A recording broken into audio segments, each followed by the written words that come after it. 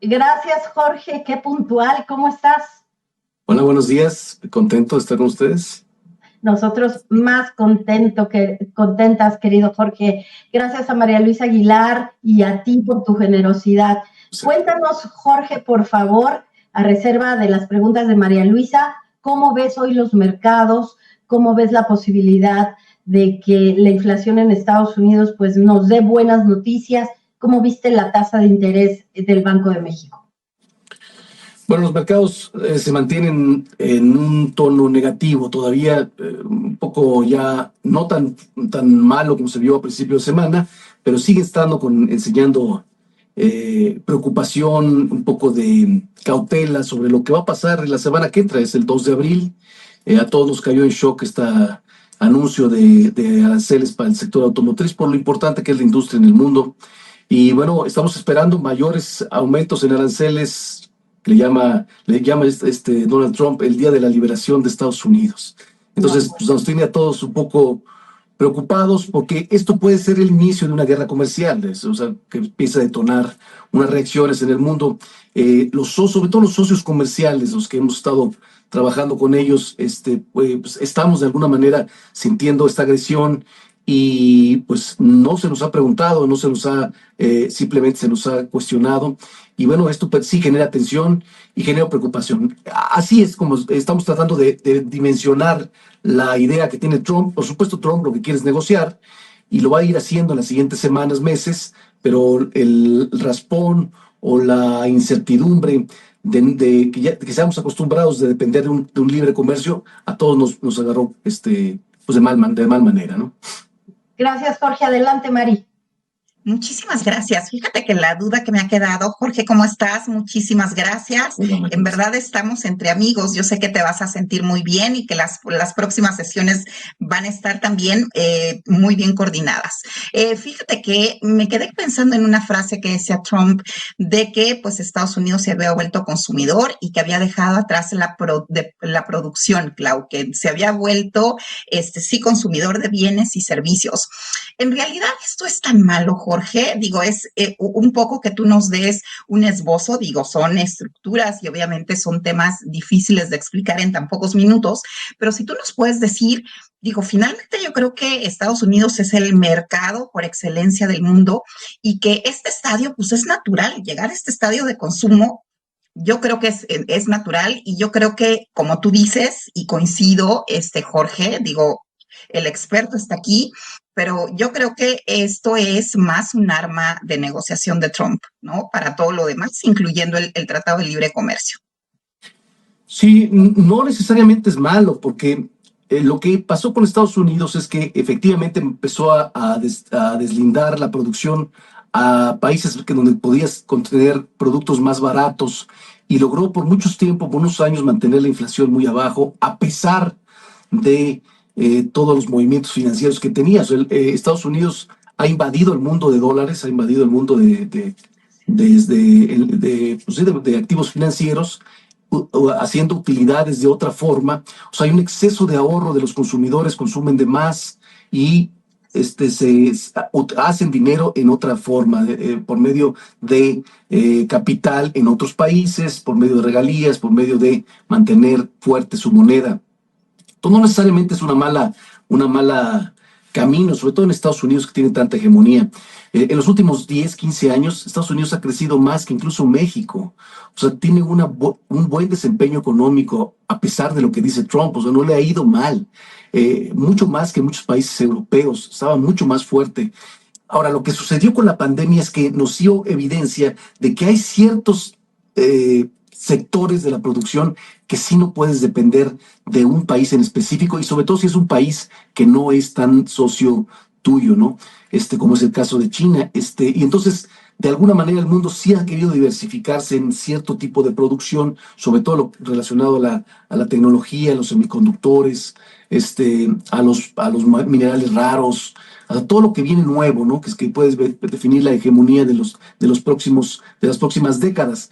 Eso sí han querido retomarla, pero el discurso de Trump ya se volvió un poco más general. Yo creo que en el fondo lo que quiere es generalizar todo para llegar a específico a este tipo de sectores que más le preocupan. En el caso de Trump, lo que más le preocupa, dice él, es el sector automotriz, el sector de acero y aluminio, el de semiconductores, el farmacéutico, principalmente, ¿no? Totalmente. Jorge, ¿crees que el tema, la renegociación se adelante? Bueno, eso sería lo ideal. En estos momentos lo que tenemos que hacer es traer al tratado y tratar de rescatarlo, porque el que está más en riesgo de desaparecer es el Tratado de Libre Comercio con esto, porque el tratado sirve para dar certidumbre y ahorita lo que no hay es certidumbre. Hoy dices, bueno, ¿y para qué sirve el tratado si de todas maneras le pone arancel? O sea, Trump ha usado su amenaza de amenaza nacional para poner aranceles completamente fuera del tratado. Claramente lo podemos demandar y seguramente lo van a hacer. El problema es que lo vas a demandar en 1 o 2 años que te van a dar la razón y para entonces ya te golpeó la industria de manera importante. Entonces lo que hay que hacer inmediatamente es acercarlo tan pronto como el verano a la revisión y bueno, a ver qué es lo que más te preocupa y lo ponemos dentro del tratado. Lo que queremos es certidumbre de tal forma que, bueno, hagamos las cosas diferentes, pero lo hagamos con certidumbre porque eso es lo que está matando a la industria nacional. Totalmente. Jorge, decía Daniel Defoe en Robinson Crusoe que el miedo al peligro es más grande que la amenaza en sí misma. Y creo que eso nos ha pasado estos meses. ¿Tú no ves un espíritu de resiliencia por parte de los compradores en Estados Unidos? Ayer platicábamos que se adelantaron inventarios, por ejemplo, que están tratando de darle la vuelta a todo esto político que está haciendo Trump. ¿Tú ves resiliencia en la economía mexicana y que los vínculos entre México y Estados Unidos ya son tan fuertes que se puedan resistir a estas políticas de Trump? Bueno, la manera como combatimos estas amenazas en el primer término de Trump fue pues pactando exactamente con organizaciones empresariales en Estados Unidos, haciendo lobbying en el Congreso. O sea, dentro de Estados Unidos que se venía la presión más fuerte, los sindicatos hacia Trump, pues creo que es la manera correcta. Lo que también hicieron fue golpear a través de aranceles a estados que exportan ciertos productos que tienen influencia política en Trump, porque esto que estamos viviendo es una clara, es político, ¿no? O sea, es más político que económico. O sea, Trump está queriendo ser política de otra manera, está queriendo hacer hegemonía de otra manera y sabe que tiene un costo económico, pero lo está asumiendo. Nosotros los economistas estamos todos sorprendidos porque decimos, oye, a este camino te vas a ir, ¿a dónde te vas? Al barranco, porque vas a tener mucho más, va a ser imposible que logres producir todo lo que quieres producir, y a un precio como lo tenías, o va a subir de precios, va a bajar la demanda. Pero a lo mejor yo estoy pensando, como economistas nos equivocamos porque pensamos que nada se mueve, y a lo mejor a Trump tienes que, yo una vez escuché a alguien que decía, a Trump hay que tomarlo en serio, no hay que tomarlo literal, pero hay que tomarlo en serio, o sea, no lo que dice, sino lo que está haciendo, ¿no? Claro. Jorge, yo estaba muy emocionada cuando María Luisa nos confirmó que ibas a platicar con nosotros hoy, y si nos regalas unos minutitos más, me gustaría que nos platicaras cómo ves el mercado del tipo de cambio. CI Banco es un banco que tiene un ADN muy vinculado con el sector exportador, muy vinculado con el mercado cambiario. ¿Cómo has visto la resiliencia del peso mexicano? Pasó de 16, ahorita lo vemos en niveles arriba de 20, pero ¿cómo lo ves? ¿Sí es la moneda más líquida, de las monedas más líquidas? ¿Lo ves fuerte? Gracias, Claudia. Mira, nosotros como lo vemos es de la siguiente manera. La cotización que teníamos en los 16, 17, difícilmente la vamos a volver a regresar. Tenía otras condiciones. Desde el año pasado que ganó el gobierno en el poder las elecciones y ganó mayoría en el Congreso y hicieron cambios constitucionales, el país cambió de riesgo, se volvió más riesgoso a los ojos del exterior y subió la cotización inmediatamente a los 19. Creo que esos son los niveles internos actuales. Y después vino Trump y entonces ya estamos cotizando en los 20. Yo así es como lo veo, así simplificando todo, ¿no? O sea, las cotizaciones arriba de los 20 son por preocupación de aranceles de Trump. Entonces, tienes razón, o sea, de alguna manera lo que hemos observado o lo que teníamos hace algunos meses es que esta amenaza constante de aranceles generalizada a todo el mundo, porque dice, ¿por qué no nos está tratando diferente a nosotros que somos socios comerciales? Tenía la percepción de que podría provocar una cotización por lo menos arriba de los 21 o quizá 22 pesos por dólar. Y esto no está pasando. La moneda se ha quedado abajo de los 20.50, está cotizando 20.35, 20.40. O sea, sí ha sido resiliente y en el fondo sí lo que hemos observado es un mercado que está confiado de que de alguna u otra manera sí logrará negociar, por lo que ha visto en las últimas semanas con Trump y sus pausas que ha dado con aranceles, sí lograrán negociar los aranceles de menor grado a como vengan en otras regiones como es Europa o Asia. ¿Se ve más riesgoso Estados Unidos? Jorge, te pregunto esto porque parece que el riesgo México es alto. Estamos en los últimos toques para la reforma al Poder Judicial, que eso evidentemente elevó el riesgo. Esperemos que salga bien. Pero ayer decía el ministro canadiense, ya no es un socio confiable. Esto, de alguna manera, esto de que México es un poco más confiable que Estados Unidos, ¿sí lo toman en cuenta en el mercado de cambios?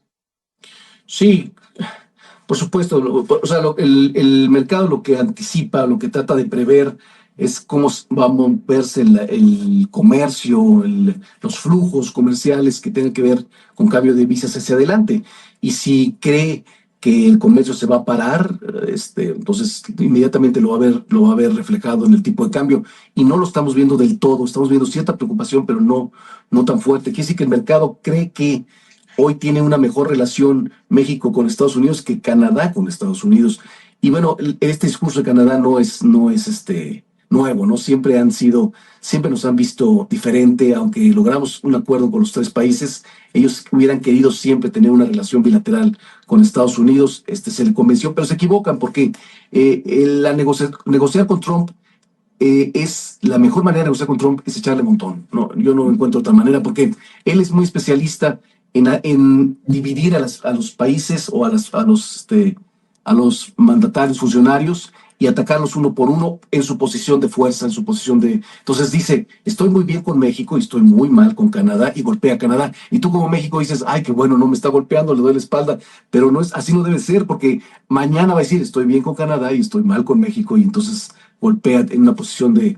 No, tiene que estar siempre, tenemos que estar muy unidos todos los países, sobre todo Canadá y México, para hacerle frente a este mandato que dura 4 años. Hay que entender que no va a llegar para siempre, hay que pasar la tormenta. El mercado así lo ve, pero bueno, no nos vamos a salvar del raspón. La mayor riesgo que hay para México es la economía, que está débil, está en clara desaceleración, con mucho riesgo, y este tipo de incertidumbre pues no le suma. Es muy probable que la expectativa económica se siga deteriorando, e incluso terminemos con un PIB más chico que el del año pasado. Vaya, Mari. Muchas gracias, Clau. Fíjate que a mí me gustaría puntualizar 2 cosas, Jorge. ¿Qué tan cierto o cómo has percibido en esta etapa de altísima volatilidad desde el 20 de enero en cuanto a las negociaciones de los extranjeros? Lo que me dicen es que los operadores, digo, no a nivel analistas, sino a nivel de traders, es que los extranjeros se ponen menos nerviosos que los inversionistas nacionales. ¿Cómo has visto tú de primera mano este comportamiento de los inversionistas internacionales con el peso mexicano? Nos interesa mucho saber esto. Bueno, esta etapa de volatilidad. Pero tiene mucho que ver con la pasión que tenemos interna. O sea, aquí agarramos mucho partido político, nos damos cuenta de muchas cosas que no lo ven en el extranjero o que no le importa al extranjero, ¿no? El extranjero nos ve como un país en desarrollo, no le sorprende que vengan cambios tan fuertes en el sector político. Entonces, por eso no reacciona tan agresivamente o tan preocupantemente como lo hace el inversionista nacional. Pero bueno, ese es un indicador muy interesante, porque entonces al que hay que cuidar o al que hay que ver como última instancia es justo al inversionista extranjero, porque cuando él te da la espalda, entonces ya significa que ya no hay difícilmente vuelta atrás, ¿no? Jorge, y si nos puedes compartir tus expectativas de tipo de cambio pues para el cierre del periodo y tus expectativas de crecimiento económico, por favor. Bueno, nosotros creemos que vamos a estar presionados en estas semanas por el tema de arancel, o sea, cotizando entre los 20 y entre los 20, 21. Quizá le vemos un verano un poco mejor, quizá cotizando más hacia los 19, pero a nosotros nos preocupa la segunda mitad de año, ya un poco más los temas internos. Ojalá ya viniera acompañado con una revisión del TEMEC, revisión para el verano, pero si no viene, los riesgos que estábamos escondiendo internos saldrán a la luz la segunda mitad de año, como es esta votación de jueces, como es la evolución de las finanzas públicas, a ver qué tanto has logrado bajar ese déficit tan alto que enseñaste, fiscal, que enseñaste el año pasado, para que la calificadora te mida de una manera favorable, porque todavía hay un considerable riesgo que nos baje la calificación. Eso sería suficiente como para volver a detonar al tipo de cambio hacia arriba. Nosotros tenemos una estimación de 20.60 para el cierre de año, 21 pesos para el 2026, con mucha volatilidad. Creo que lo importante también es definir los promedios, ¿no? Porque dices, oye, va a cerrar muy similar a como cerró el año pasado, sí, de punta a punta, pero en el Inter, pues se cotizó completamente mucho más caro a lo que vimos el año pasado. El año pasado tuvimos un promedio de tipo de cambio de 18.30. Hoy, en este año, estamos esperando un promedio de 20.30. O sea, es un movimiento considerable. Para el crecimiento económico, esperamos un crecimiento muy cercano a 0.3%, con una considerable probabilidad de que siga deteriorándose, o decíamos, quizá incluso enseñe caídas del PIB este año con respecto al año pasado. Jorge, muchísimas gracias. Ya te tienes que ir, ¿verdad, Jorge? No. Bueno, yo nada más te quiero preguntar algo que es mi obsesión. ¿Tú crees que la red de protección social, que son las transferencias a los grupos menos favorecidos, pero también a la población en general, porque ya es un derecho constitucional, por ejemplo, los apoyos a adultos mayores, sirva para convertirse en una fuerza contracíclica? ¿Tú cómo lo ves? Pues sí, o sea, sí, le dan cierta estabilidad al consumo. El problema es que tiene que ir acompañado con un programa más agresivo de crecimiento económico, y eso es lo que no vimos el sexenio pasado. La administración pasada se olvidó de ayudar a las empresas a mejorar, no enseñamos un crecimiento casi nulo. Entonces, el problema es que el país se hace cada vez más pequeño. Entonces, está bien que lo quieras repartir, pero cada vez tienes menos recursos para hacerlo y se vuelve menos sustentable. Entonces, tú tienes que, no estoy en contra de que busques opciones para repartir, reorganizar los recursos, pero tienes que no olvidar el segundo brazo, que es el quien hace, de donde sale esos recursos, porque tú tienes impuestos, los impuestos son los que usas para hacer estos recursos, y si los ingresos no aumentan, los impuestos tampoco, y si los impuestos no aumentan, pues entonces vas disminuyendo toda esta sostenibilidad de estos programas que, repito, no los veo malos, pero tienen que venir a fuerza acompañados, porque si no, lo que vas a provocar es una presión en las finanzas públicas que se va a traducir en mayor deuda, y una mayor deuda va como una avalancha ir generando una erosión en la producción, y nos vamos a ir para atrás en lugar de irnos para adelante. Entonces, lo que en un principio fue buena idea para sostener el consumo, que sea contracíclico, te puede jugar en contra si no tienes contemplado un muy buen plan de crecimiento. Totalmente. Jorge, pues no sé, a reserva de que tú quieras agregar algo, te queremos agradecer que estés hoy con nosotros en la apertura con Revista Fortuna, porque creo que vale muchísimo la pena escuchar expertos como tú muy tempranito. Gracias, querido Jorge. Gracias, Claudia, María Luisa. Gracias, Jorge. Gracias por el tiempo. Gracias al director de análisis de CI Banco, Jorge Gordillo. Un abrazo, excelente día, Jorge. Un abrazo. Excelente día. María Luisa, otra entrevista.